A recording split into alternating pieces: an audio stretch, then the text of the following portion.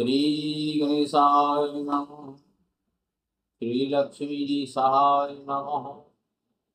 श्री सीतारामाभ्यां नमः। नारायण नमस्कृतं नर चैव नरोत्तमं देवीं सरस्वती व्यासं ततो प्रमुदितम्। श्रोतागण, आप लोगों को मैं एक धनवान व्यक्ति को ईर्ष्या करने के विषय वस्तु पर चर्चा करने जा रहा हूं। तो आप लोग जरा ध्यान से सुनेंगे।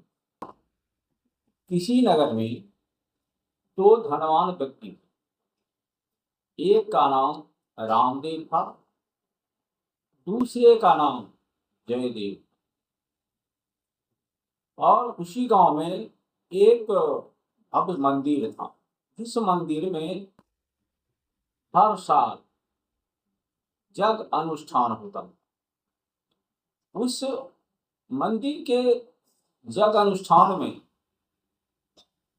दोनों धनवान व्यक्ति बढ़ चढ़ के भाग लेते थे और समाज भी अपना मिलजुल के करते थे। एक बार की बात है, रामदेव की पत्नी पंडित जी को 11,000 रुपया दिए और बोली, ये पंडित जी जग आयोजन के लिए मेरे तरफ से। ये देखकर धनवान जयदेव जी उधर से 21,000 रुपया निकाल के पंडित जी को देते हैं और कहते हैं, ये 21,000 मेरे तरफ से पंडित जी जग अनुष्ठान के लिए। हो गया। दोनों अपने अपने घर गए। घर पहुंचने के बाद रामदेव की पत्नी रामदेव जी से कहती है कि आप कल ही बैंक में जाकर हमारे नाम से एक खाता खुलवा दीजिए, जिसमें हम पैसा जमा करके रख के अगले साल हम 70,000 रुपया मंदिर में जग अनुष्ठान के लिए देंगे। बहुत खुशी की बात। कल हो गए, रामदेव जी बैंक जाकर खाता खुलवाए। बैंक में खाता खुल गया, पैसा भी जमा हो गया। अगले साल फिर जैसे मंदिर में जग अनुष्ठान होने वाला था, उससे पहले ही एक आदमी को अपनी बहन को एडमिशन कराने के लिए उस पैसे की आवश्यकता थी। उस व्यक्ति को पंडित जी भेजे रामदेव जी के पास, जाओ, कहीं नहीं होगा वहां पैसा मिल जाए। उस आदमी ने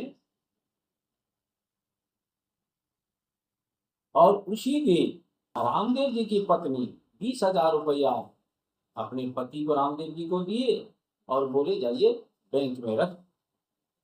जैसे ही रामदेव जी बैंक पहुंचे, उसी क्षण उसी समय वह आदमी वहां भी मौजूद था और उस आदमी ने रामदेव जी से बोले, श्रीमान जी, हमारी बहन का एडमिशन के लिए एक बढ़िया स्कूल में चयन हुआ है, जिसमें हमें पैसे की आवश्यकता है, इसलिए आप मुझे 70,000 रुपया दें। सोच समझ के रामदेव जी उस बेचारे को 70,000 रुपया देंगे और वापस जब घर आए पत्नी से बोले इसी सी बात, सारी कथा सुनाओ। पत्नी थोड़ा गर्म भी हुई कि भाई वहां पैसा दे दिए, अब मंदिर में हम अनुष्ठान में कहाँ से पैसा देंगे, कौन पैसा देंगे, वह पैसा तो मंदिर के लिए था। तो रामदेव जी बोले कि देखो मंदिर के लिए कोई दिक्कत नहीं है, इसलिए कि मंदिर में बहुत सारे लोग देंगे भी, इस बार हम कम भी देंगे तो चलेगा। और उस आदमी का काम अगर इस साल नहीं होता, उनका जीवन बेकार हो, क्योंकि पढ़ाई का सवाल है। तो उनकी रामदेव जी की पत्नी भी समझ गई, कहा खैर ठीक है, कोई बात नहीं है, कुछ देखे। तो जब मंदिर में जग अनुष्ठान का समय आया तो पंडित जी चंदा के लिए निकले। जब उस रामदेव जी और जयदेव जी के मोहल्ला पहुंचे तो सभी आदमी इकट्ठा हुए उस जगह। इस बार जयदेव जी पहले 50,000 रुपया निकाल कर पंडित जी को दिए कि पंडित जी ये मंदिर की जगह अनुष्ठान के लिए ये 50,000 रुपया मेरी तरफ से। अब तो यह देखकर रामदेव की पत्नी थोड़ा मायूस हो गई। फिर मायूसी की हालत में ही 500 रुपया निकाल कर पंडित जी के हाथ में दिए कि ये हमारी तरफ से जगह अनुष्ठान के लिए बने।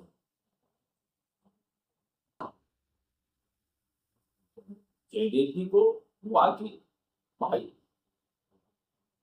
देखो इसका सब निकल गया होशियारी। दोनों आदमी अपना, जयदेव की पत्नी रामदेव की पत्नी रामदेव की तरफ देख रही है।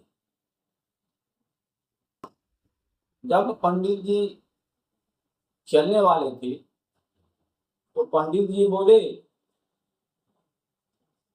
कि रामदेव जी इस बार जो है सो मंदिर के जगह अनुष्ठान में पूजा पर आप ही बैठेंगे। यह बात सुनकर जयदेव जी को बड़ा आश्चर्य हुआ कि हम 50,000 रुपया दिए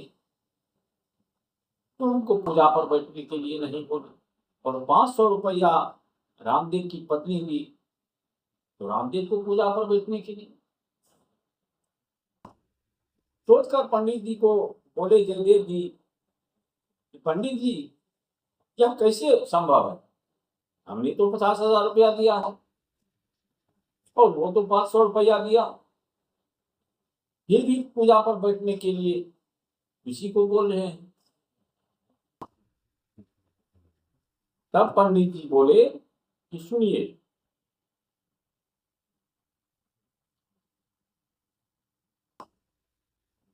आप तो सही कहे कि वो 500 रुपया और आप 50,000।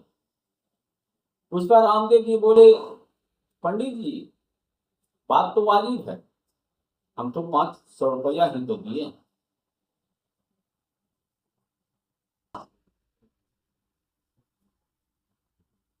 पंडित जी बोले रामदेव जी आप जिस आदमी को 70,000 रुपया दिए उस आदमी को हमने ही भेजा और सारी बात तो जानते ही हैं कि किस काम के लिए वो आदमी पैसा आपसे दिया। तो अब और 500 रुपया आप यहाँ दिए, तो आप जयदेव जी यह बतलाइए, आप खुद इसका फैसला कीजिए कि इस आदमी को हमने भेजा उस आदमी को ये 70,000 रुपया दी और यहाँ 500 रुपया दी, तो आप खुद समझ सकते हैं किस परिस्थिति में, किस हालत में वो आदमी था, इसको रामदेव जी 70,000 रुपये। और यहाँ मंदिर के अनुष्ठान में 500 रुपया दिए, तो क्या ये पूजा पर बैठ सकता है या नहीं? आप खुद सब बोलिए। तब जयदेव जी बोले, जी पंडित जी, पूजा पर बैठने का हक तो उन्हीं का बनता है।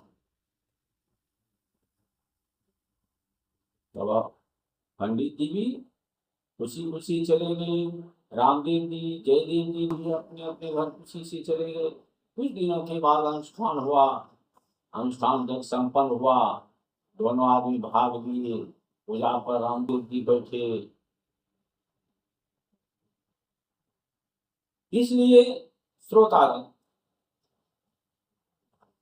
आदमी को किसी भी आदमी से